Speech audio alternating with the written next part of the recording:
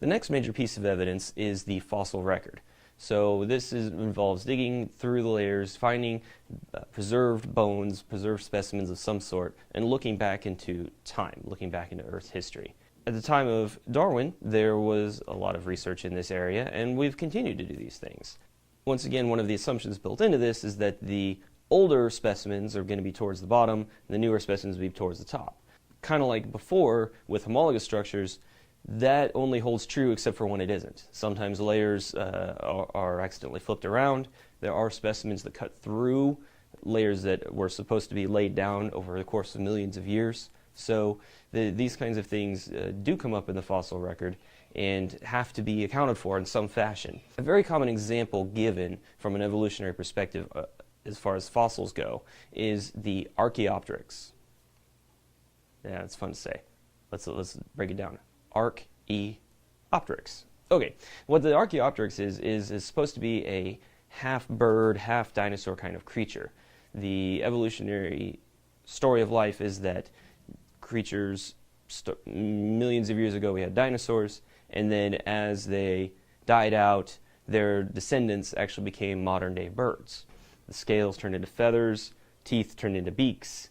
It took a while, of course, because these things are a little bit difficult to do all in one step.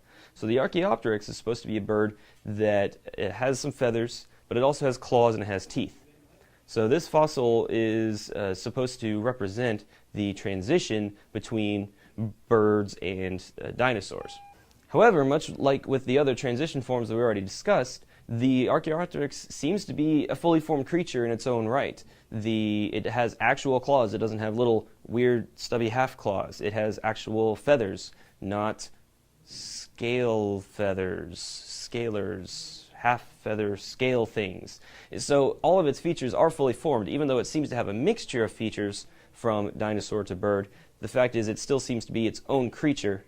And even if you accepted it as some sort of transitional form, scientists actually these days don't even think it was a transitional form. So it's oftentimes given as an example, but it itself is no longer even in the scientific world. It's no longer even considered an actual transition form. And many transitional forms that are found suffer the same fate. Every time we find one, it's like, oh, hey, here's a new transitional form, and then it turns out, well, maybe that's not the best example. So scientists are always looking for the next transition form in the fossils, and they keep not finding it.